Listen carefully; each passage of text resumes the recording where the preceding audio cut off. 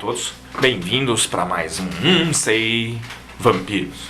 Hoje nós vamos tratar sobre os vampiros que tentam negar a psicopatia. O que isso tem a ver, né? Qual é essa alusão? Qual é o valor que está sendo passado dentro desse contexto filmográfico, ou desse contexto cinematográfico, melhor falando. O valor que está sendo passado é justamente a tentativa de mostrar que a empatia vale a pena numa relação social. Acho que esse é um ponto importantíssimo e bem válido e bem legal de filmes de vampiros, que tratam sobre esse tema, sobre essa temática. Tem outros filmes de vampiro que também tem coisas muito legais, mas tratam sobre outras temáticas. Mas bem, eu vou pegar 3 filmes só para falar de 3 personagens específicos. Um deles eu vou procurar o nome aqui na internet rapidinho, porque eu não manjo muito, mas eu assisti pelo menos 3 filmes da saga Crepúsculo, e eu não vou falar do Edward, porque eu acho ele um personagem fraco, um personagem sem graça, mas eu gostaria de começar falando sobre o pai dos Cullens, que é o... Vamos ver se o Google me ajuda. O Cullen é uma planta, cara, vai se fuder. Mas é você mesmo, senhor, qual é seu nome mesmo? Família Cullen. Charles Lee.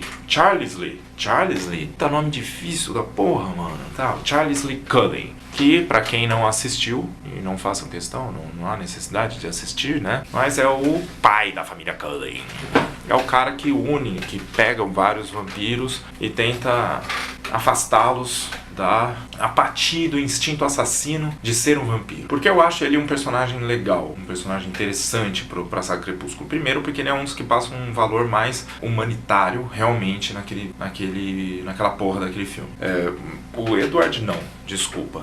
Aquele rolo romântico, aquilo lá é distorcido, deturpado, eu vejo como uma forma bizarra de possessão e dependência e carência afetiva que não é legal. Então foda-se o Edward. O Charles Lee, não sei como pronuncia essa porra. O Cullen, o pai dos Cullen, eu acho que já é um personagem bem mais estruturado, bem mais interessante nesse aspecto. Ele foi contra essa tendência, que de certa forma é parte natural vampírica no cenário do Crepúsculo, e ainda assim, dentro dessa tendência, desse ir contra a tendência, ele conseguiu compreender e alterá-la. Tanto que ele não se esforça mais para viver bem junto com outros seres, se alimentando apenas de animais, que eles consideram que traz menos sofrimento do que para um ser humano. Tá? Eu não quero entrar em discussões vegetarianas agora, por favor. Então focaremos nisso. Ele até mesmo trabalha como médico. Isso é o ponto que eu queria usar para conversar a respeito do pai do Cullen, porque é importante para esse episódio. Como ele foi um dos personagens escolhidos para falar do ir contra a tendência apática e instinto assassino, o ato dele tentar beneficiar aqueles que ele prejudicaria ou que prejudicou em outro momento, que são os seres humanos, ajuda a contrapor justamente a vontade de matá-los, a vontade de destruir com a vida deles. Ou seja, o cara não só reconheceu o seu problema, reconheceu que tem aquele impulso, que tem aquela apatia, aquele distanciamento em relação às suas vítimas, e não só percebeu, como começou a tentar trabalhar em cima. Negou não de ter, mas negou os impulsos para satisfazer isso, e começou a ajudar aqueles que seriam suas vítimas potenciais. Por que eu falo isso? Eu acho que é uma ótima forma de tentar trabalhar os nossos problemas internos. Quando nós percebemos e nos revoltamos com algum estado mental nosso, não adianta só negá-lo, não adianta só ficar, eu não vou fazer, e ficar com um confronto interno violento, estranho, escroto.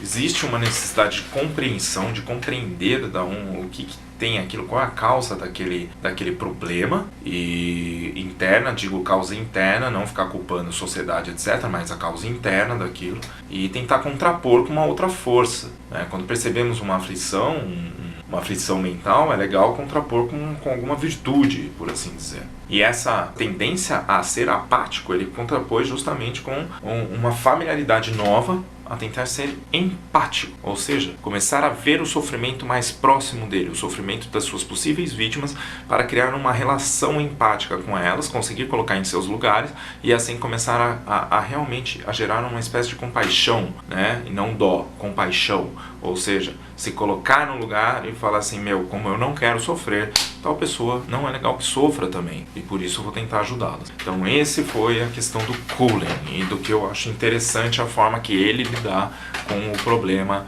do vampirismo no sentido de apatia e instinto assassino, ou de certa forma uma maldade, né? Próximo, Michael, do The Lost Boys, Garotos Perdidos. O Michael, isso daí já é interessante no próprio cenário do The Lost Boys. Quando o cara toma o sangue de um vampiro, ele já vai se transformar em um. Porém, para que a transformação seja completa, ele precisa matar. Ele precisa matar alguém. E só depois que ele mata alguém, ele vira um vampiro de verdade. Até então, ele não é um vampiro de verdade, ele é uma espécie de meio vampiro. Ele consegue andar no sol, a luz do sol só irrita seus olhos, mas não queima. E a estaca mata porque, né, eu acho que quem não morreria com uma estaca no coração, é meio bizarro. O Michael, ele gosta de ser um vampiro. Não no sentido de ser um vampiro, né, no sentido assassino, mas ele gosta dos poderes que vêm da natureza vampírica. Ele gosta, ele tá no final da adolescência, ele tá 18 anos, 19 anos no filme, se eu não me engano, então ele tá naquele, super massa, ter superpoderes e andar de moto e papapá. Tanto que ele se junta até a gangue do David, principalmente porque ele se apaixona pela Esmeralda, que também é uma meia vampira. Ela não matou ninguém, por isso que ela não se tornou uma vampira de verdade, tal como a criança que eu não lembro o nome agora. Então o Michael, ele é o segundo exemplo de um filme de vampiro, que é um vampiro que tenta lutar contra essa natureza apática, né, e instinto assassino. Ele percebe principalmente ele gera uma revolta contra esse estado dele quando ele tenta matar o próprio irmão, que ele sente muita vontade de matar o irmão e tomar seu sangue. E nesse momento ele fala, cara, tem bosta, eu preciso fazer alguma coisa pra mudar. Ele pede ajuda pro irmão, pra Esmeralda, e eles tentam fazer alguma coisa. É a partir daí que eles começam a tentar fazer alguma coisa. Bem, por enquanto é isso que eu vou relacionar sobre o Michael, e é outro filme que vale a pena nesse sentido. E por fim, eu acho que de quem gosta de vampiros e romance sobre vampiros, acho que uma das principais figuras é o Louis, do Entrevista com o Vampiro, que é outro que é legal o desenvolvimento dele. Ele não gosta de ser um vampiro, ele não gosta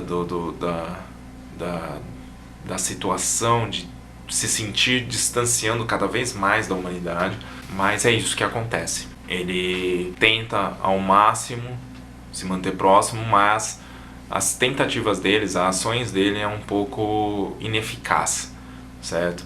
O máximo que ele chega, na verdade, é parar de tomar sangue de humano e começa a tomar sangue de animais. Mas em nenhum momento ele passa a tentar ajudar os seres humanos, como uma forma de tentar reaproximar dos seres humanos, retomar uma empatia, retomar a questão da ajuda. E agora, aproveitando a discussão, não sei, o assunto levantado aqui, tanto que eu acho que esse é um ponto muito importante para cadeias, sistemas penitenciários e até mesmo Fundação Casa, etc., que não é só ficar preso, mas colocá-los para trabalhar de forma a ajudar a sociedade, tá? Como uma forma de contrabalancear, de colocá-los em contato com outros problemas no quais eles possam tentar resolver.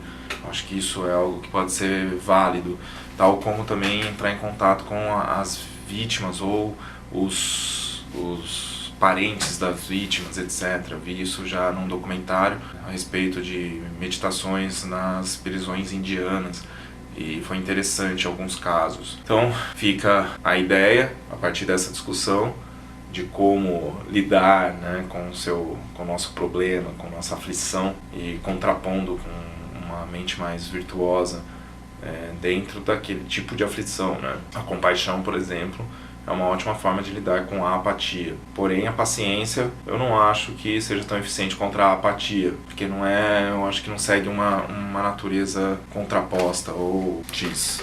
Deu pra entender, né? Eu espero que sim. Então, até mais, valeu pela atenção, até o próximo episódio, tchau!